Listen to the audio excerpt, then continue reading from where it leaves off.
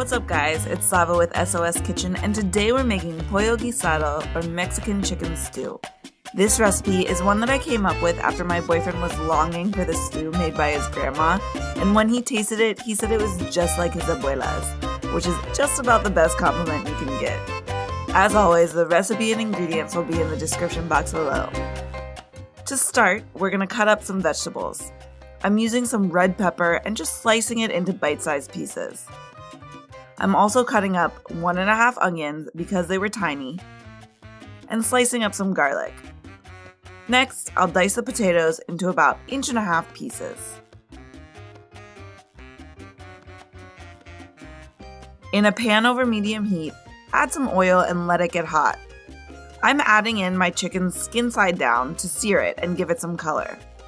I'm using 2 huge chicken leg quarters today, but I also love using chicken thighs for this recipe, so use whatever you like best. Turn the chicken over to get some color on both sides.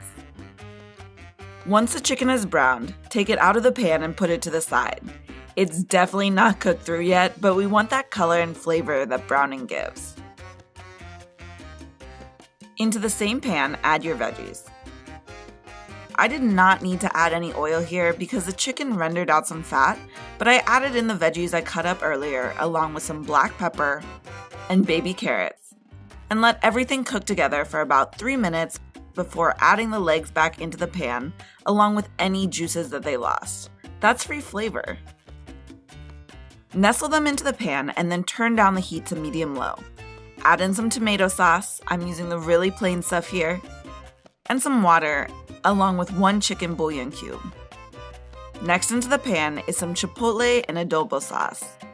I just cut the chili up a bit and added in a good bit of the juice. After that, add in a bay leaf and some oregano, and give everything a good mix to get the flavoring spread throughout. Now, here's where I messed up and I'm sure you won't do the same. I forgot to add my cumin and thyme in until about 15 minutes later, but it still turned out great. You can add these in with the rest of the stuff and it will make it a lot easier for yourself. Mix the pan up and then put a lid on it and let everything simmer for about 45 minutes. After 45 minutes, I flip the chicken over and added in the potatoes. Make sure they're submerged in the juices and then put the lid back on. Cook everything for another 30 minutes or until your potatoes are nice and soft. I served this up with some mashed potatoes and a little bit of cilantro. It was so delicious. The chicken was amazingly tender and juicy, and the vegetables had really taken on some intense flavor. I didn't even need a knife to eat this, as I could pull the meat off the bone with just my fork, but I'm not the best at eating on camera, so, you know. Anyways, I hope you give this recipe a try. It's 100% worth it, and anybody who you make this for will love it. As always, the recipe and ingredients will be in the description box below. Please subscribe to Sweet or Savory Kitchen, and thanks for cooking with me again. Bye.